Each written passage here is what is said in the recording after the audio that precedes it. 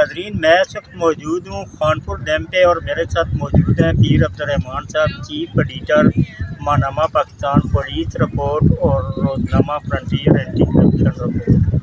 पीर साहब स्पेशली पेशावर से मुझे ईद मिलने के लिए खानपुर में आए हैं और आज हम ईद का तीसरा दिन है और खानपुर में हम इंजॉय कर रहे हैं। खानपुर डैम पे मौजूद है और बड़ा अच्छा व्यू है और सैरगाह है बेहतरीन किस्म की।